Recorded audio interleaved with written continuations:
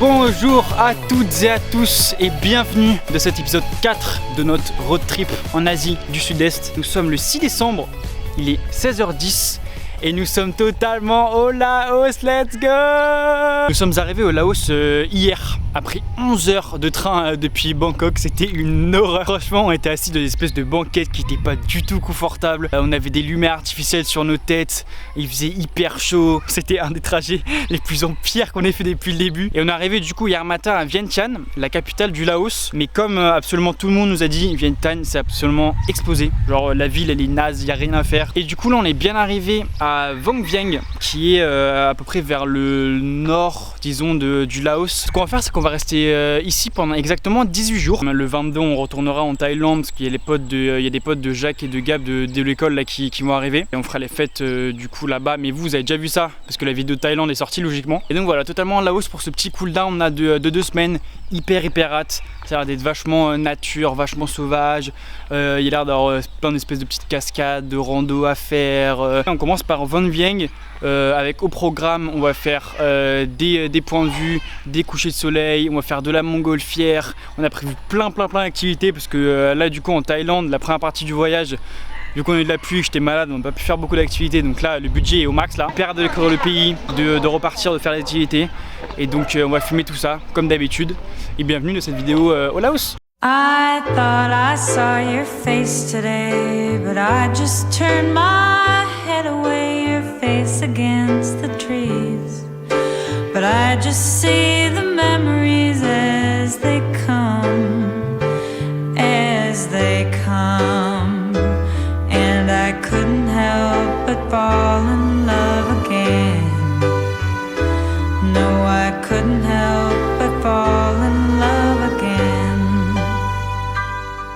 I saw it glitter as I grew and loved it. Why I never knew. I thought this place was heaven sent, but now it's just a monument in my mind, in my mind. And I couldn't help but fall in love again. No, I couldn't help but fall in love again. The cars and freeways implore me to stay away out of this place.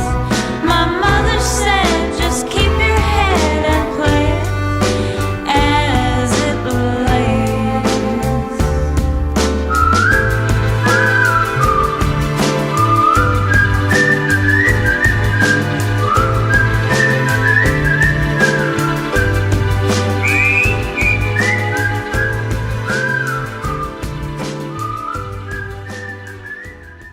Là les gars c'est fin de journée, on s'apprête à aller faire du paramoteur. Je ne savais même pas que ça existait.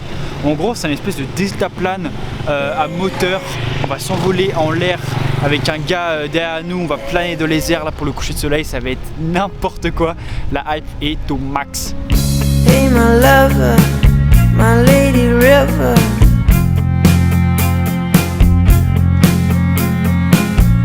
Can I take you higher?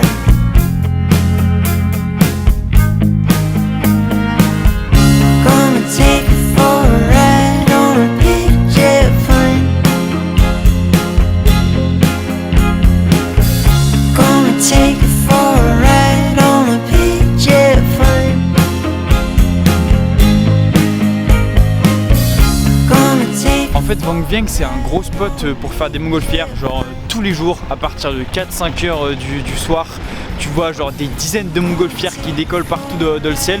Et en gros là on a payé 60 € je crois pour faire un tour de montgolfière du coup d'une demi-heure. Je veux dire que Vang Vieng c'est un des spots où tu peux faire de la montgolfière pour le moins cher au monde. Et donc voilà, j'ai trop hâte de cette expérience. Gonna take you away from home. Gonna take you for a ride on a big jet plane.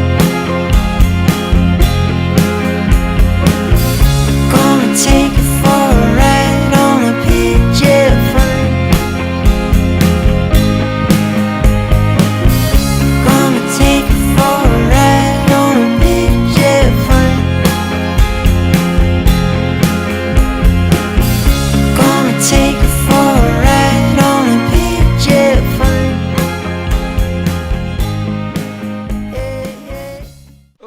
Alors nous sommes le vendredi 12 décembre, il est 13h35 et nous avons totalement quitté Vang Vieng. Bon, j'ai pas envie de parler trop tôt parce que bon, c'est à la fin du bal qu'on paye les musiciens, mais franchement Vang Vieng c'était la meilleure destination qu'on ait fait depuis le début. En tout cas avec les gars on en parlait, c'était notre préféré. Franchement c'était exceptionnel. Il y avait des paysages de malade, on a escaladé les points de vue pour avoir des couchers de soleil de fou. Il y avait des cascades, on s'est baigné, on a pu faire des saltos, on a pu faire des sauts, c'était incroyable. Genre la ville en elle-même, elle est pas genre extraordinaire, mais en fait autour il y a plein d'excursions, il y a plein de trucs, il y a plein de nature, c'était vraiment hyper beau et hyper cool. Et du coup voilà, après 4-5 jours là-bas, nous avons bougé de la ville de Luang Prabang, qui est genre pareil au nord. Comme vous le voyez, il pleut un petit peu malheureusement. Là pendant 2-3 jours on va avoir de la pluie, mais ça ne nous empêche pas de quand même visiter cette ville qui a l'air ma foi très cool en vrai. Elle est classée au patrimoine mondial de l'UNESCO. Ça a l'air très joli en vrai, il y a plein de petits temples et tout. Donc voici à quoi ressemble 2 jours à Luang Prabang, même si ça va être très dur de passer après Vang Vieng et de mettre la barre aussi haute.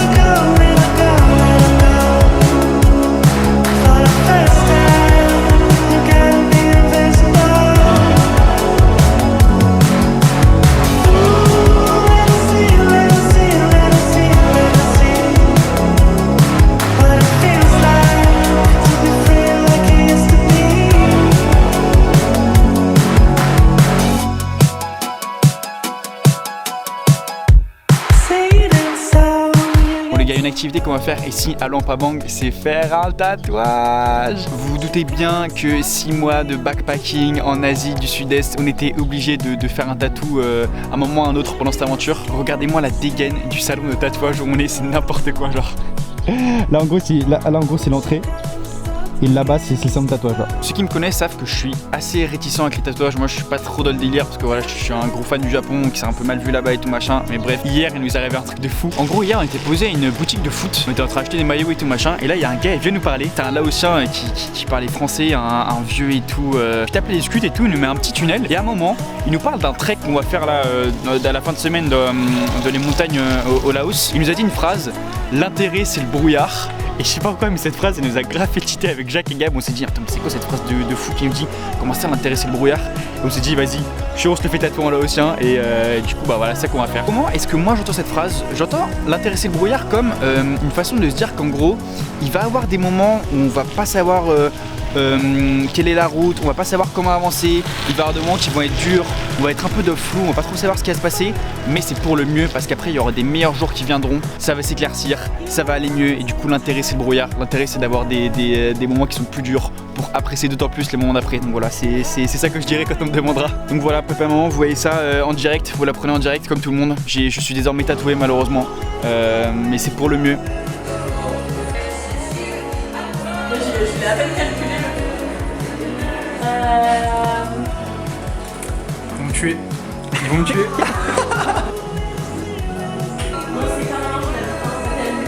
C'est carré. Le brouillard. Pourquoi donc? L'homme est celui qui avance dans le brouillard. Et quand il regarde en arrière pour juger les gens du passé, il ne voit aucun brouillard sur leur chemin. L'homme voit le chemin, il voit les gens qui s'avancent, il voit leurs erreurs, mais le brouillard n'est plus là. Ne pas voir le brouillard sur le chemin, c'est oublier ce que c'est l'homme, oublier ce que nous sommes nous-mêmes. Mylène Kundera. L'intérêt c'est le brouillard, Gab? L'intérêt c'est le brouillard, est-ce que j'ai besoin de te faire un dessin? Dis-moi plus. Tu as traversé des épreuves dans ta vie, il me semble. Bien sûr. T'en as eu? Beaucoup. Tu l'as ressorti comment? Grandi? Grandi. Ou affaibli? Grandi. Grandi? Qu'est-ce qu'on fait nous quand on fait une erreur dans le voyage? Qu'est-ce qu'on fait? On sourit. Pourquoi? Parce qu'on apprend. L'intérêt c'est le brouillard. L'intérêt c'est le brouillard parce que quand les temps sont durs, de meilleurs temps viendront. C'est ça. C'est ça les gars. Drop the mic. Lundi 15 décembre, midi 54. Nous avons quitté Luang Prabang, on dirigé vers le petit bled de Dong Kia, vous voyez derrière moi, parce que nous allons faire un trek dans les montagnes de 2 jours comme on avait fait pour Rinjani. Mais là je pense que ça va être quand même un peu plus soft. Alors là on part à 2h30, genre ce trek un peu plus chill, néanmoins pas forcément moins sympa. On nous vend un peu une espèce de mer de nuages, d'où l'intérêt c'est le brouillard là que vous voyez ici là. Et donc voilà, on est embarqué de ce petit trek du coup jusqu'à demain matin. Très hypé par cette nouvelle aventure de cet épisode au Laos. This is magic to and fro. Please give me one last show. Loosen my mind from within before it starts to wear and thin.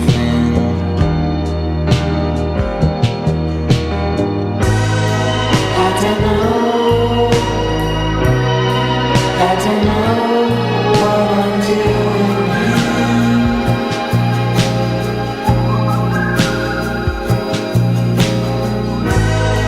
I don't know.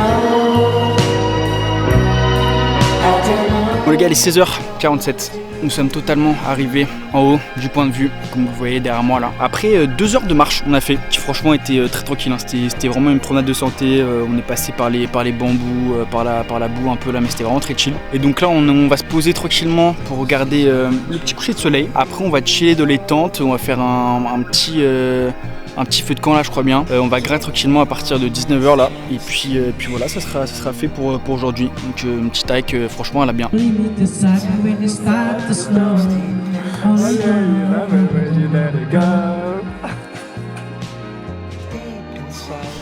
Bon les gars, 6h35. Réveil après une nuit ma foi un peu en demi-teinte. Je dirais 3-4 heures de sommeil max. Mais franchement pour la vue qu'on a là, regardez ça derrière moi là. On est dans le brouillard complet. Du coup on va prendre le petit déj là tranquillou ici, se réchauffer un peu et après on va commencer à descendre. Je pense que ça va être rapide parce que le trek en soi il est hyper rapide. On sera de retour en vue peut-être vers 10h, je pense un truc comme ça. Donc voilà, on est parti pour ce jour 2 de cette aventure. L'intérêt c'est vraiment le brouillard les gars, il avait pas du tout menti. Regardez-moi ça là, regardez-moi cette mer de nuages là.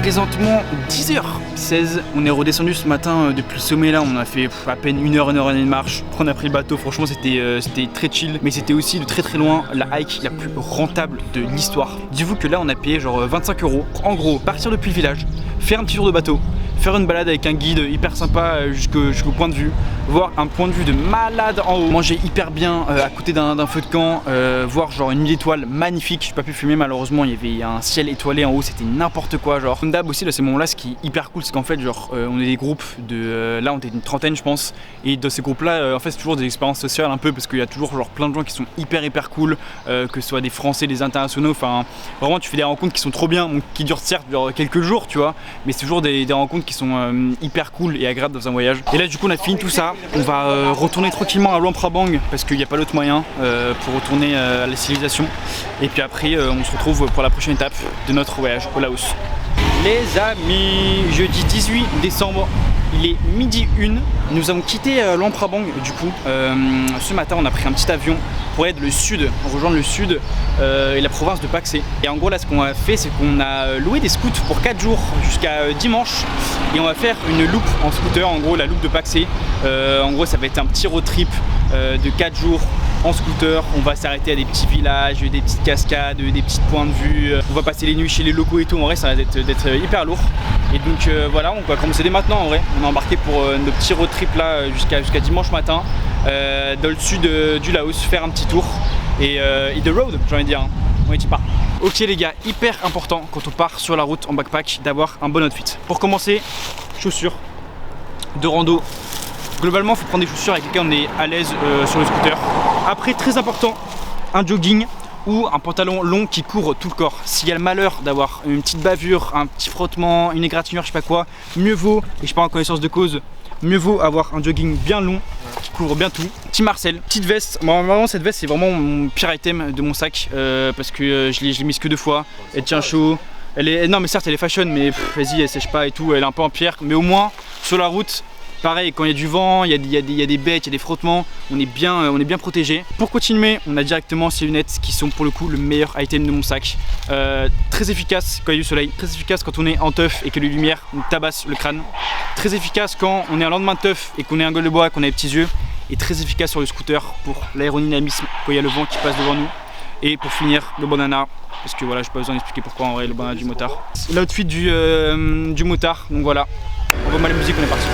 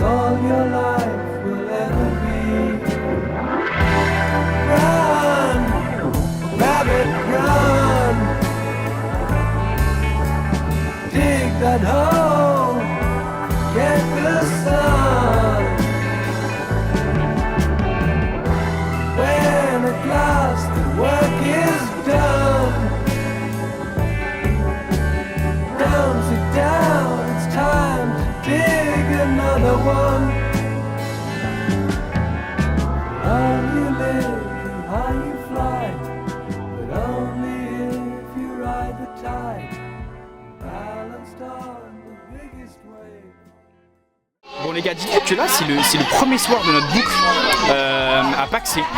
On est arrivé. Hello. Say hi. Hello. Dites-vous qu'on est arrivé à une espèce d'auberge où en gros c'est lunaire. Genre on est 30 personnes, il y a 30 Français. Genre franchement aucune vanne, il y a absolument 30 Français. Il y a des enfants partout, ils sont en train de faire une chorégraphie sur je sais même pas quels sont, regardez.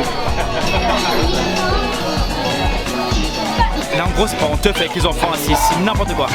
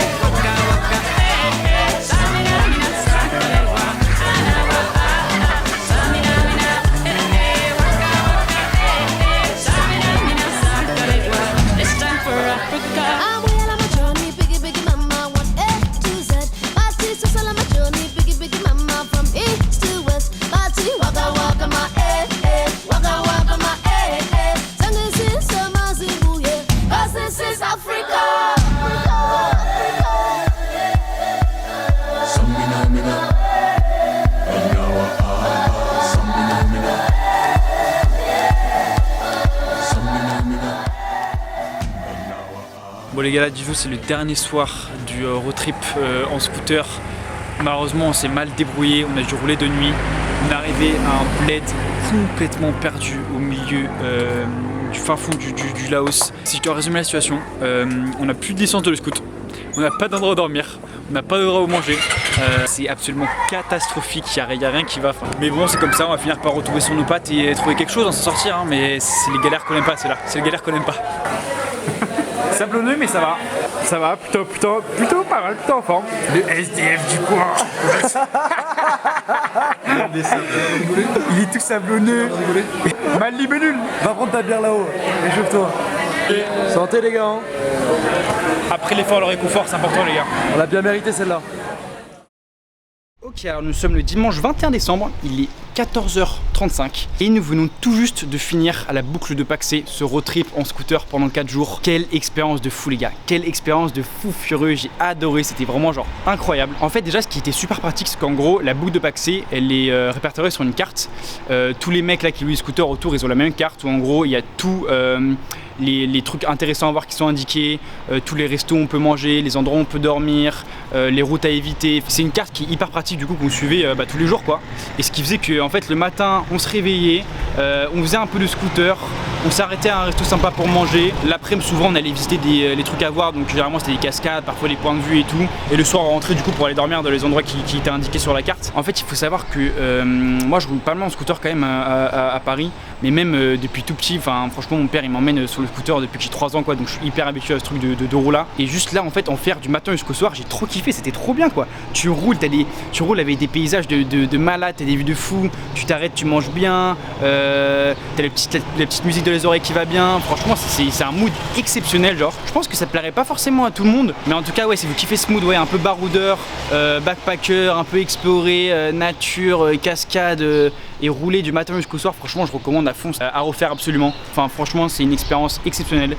Je la mets quasiment au même niveau que le Rinjani là quand on avait grimpé la montagne avec Jacques. Franchement c'était tout aussi bien, j'ai pris tout autant de kiff et en vrai c'était une manière parfaite de terminer ce petit voyage au Laos. Et c'est ainsi que s'achève notre voyage de 18 jours au Laos. Que dire les amis, que dire de ces 18 jours passés de ce pays de fou furieux. Franchement on est d'accord avec les gars pour dire que jusqu'ici c'était notre meilleur pays. Franchement entre l'Indonésie, la Thaïlande et la Malaisie, en tout cas c'était notre pays préféré. Énorme coup de cœur pour le Laos, c'était exceptionnel.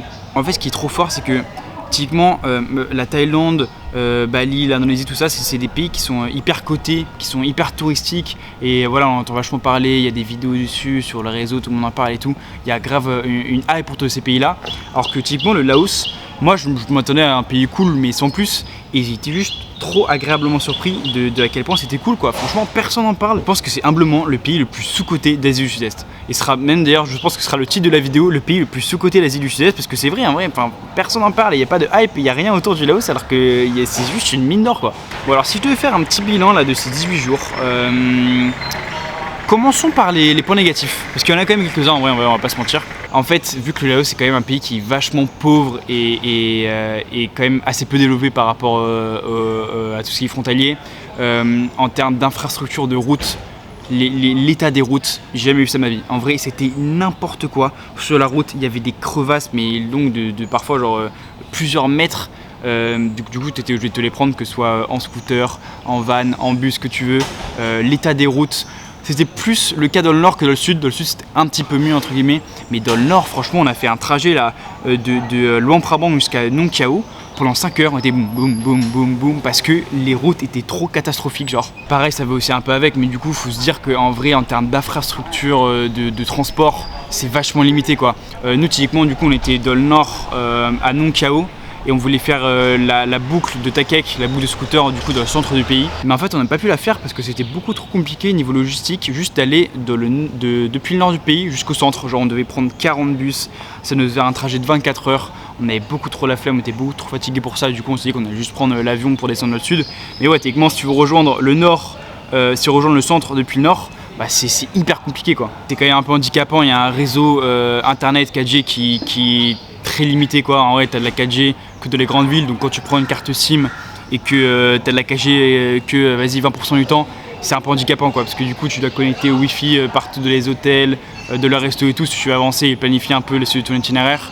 Pareil, un truc qui nous a grave handicapé, c'est qu'en gros déjà tu peux payer que en cash, bon ça on est plutôt habitué en Asie du Sud-Est, mais en fait tu peux faire que des retraits de 80 €. Et en fait mine de rien ici l'argent il part quand même plutôt vite, ce qui fait qu'on a dû faire des millions de retraits et à la fin on était en galère d'argent parce qu'on avait fait trop de retraits, du coup nos banques elles nous prenaient des frais de fou, enfin en vrai c'était vachement compliqué de payer que par carte et que par petites tranches de retrait.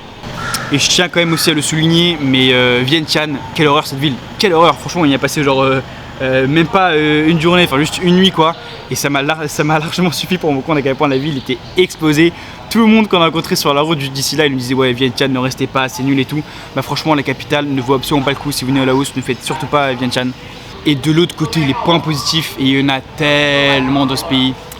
Premièrement, pour le coup je dis ça dans toutes les vidéos, mais là franchement c'était ridicule, le coût de la vie c'était, mais franchement les hôtels genre on payait vas-y 3 €, max 5 € la nuit, la nourriture entre 1 et 2 €, l'essence c'était rien, la location des scooters c'était rien. Un autre truc qui était super agréable aussi, c'est qu'en vrai il y avait quand même beaucoup moins de touristes qu'en Thaïlande, qu'en Indonésie, qu'en Malaisie aussi. En vrai c'était beaucoup moins touristique parce que ouais c'est un pays qui, en vrai tout est logique, en vrai c'est un pays qui est moins développé, qui est moins riche, il y a moins de choses à faire entre guillemets, donc il y a moins de gens qui y vont, et du coup beaucoup plus agréable de faire les visites, de se balader dans les villes, d'aller au point de vue et tout. Après du coup on a commencé notre trip là-bas par Vang Vieng, qui est jusqu'ici, pareil d'accord, les gars sont d'accord aussi, la meilleure ville qu'on a fait depuis le début. Vang Vieng, bon après du coup vous l'avez vu là en début de vidéo, mais en fait c'était un condensé d'activités de fou, de paysages de malades, de points de vue, de coût de la vie qui est grave pas cher, de teuf, enfin il y avait tout dans cette ville, il y avait absolument tout.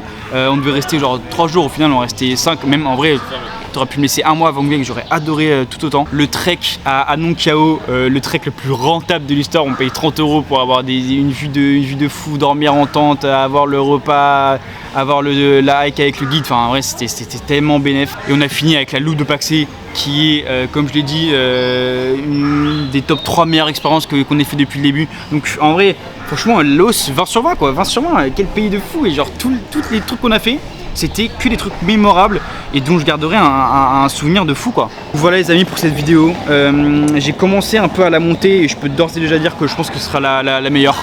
C'est celle où j'ai fait les meilleurs plans. En vrai c'est logique, c'est le pays qu'on a le plus kiffé, du coup j'espère que le rendu sera à la hauteur de notre expérience à nous. Et ouais, si vous avez genre 300-400 € de côté à mettre dans un aller-retour en Asie, mais foncez au Laos avant que ça devienne trop coté, que ça devienne hyper touristique comme la Thaïlande et l'Indonésie. Foncez au Laos avant que ça explose quoi. J'espère du coup que cette vidéo vous aura plu. N'hésitez pas comme d'hab à lâcher un petit like, un petit commentaire, ça fait toujours plaisir. Nous on se voit vite pour de nouvelles aventures. Et comme d'hab maintenant vous avez l'habitude, je vous laisse avec un petit best-of de nos mamans. Il risque d'être très salé celui-là. Et je vous fais plein de bisous, en attendant la prochaine vidéo.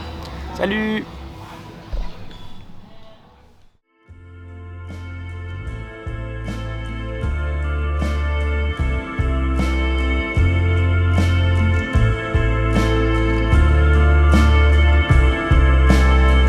Sunsets we wander through a foreign town.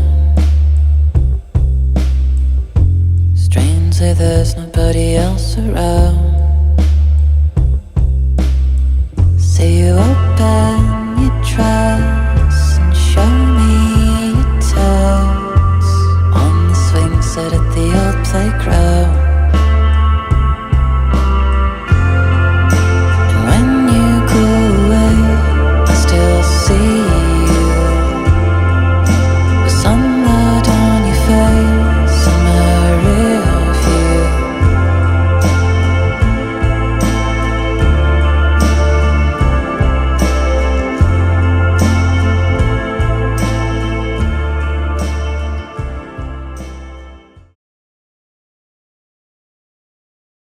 Viens, on va danser.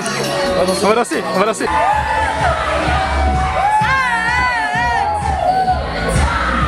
Claquettes, chaussettes. Claquettes, chaussettes. Ne t'inquiète pas maman, je roule en casque. J'ai un casque avec moi. C'est les kebabs. Est-ce que l'outfit il est validé? Si tu sais très bien que ça sera en fin de vidéo ça. Ouais. Je sais très bien que ça sera.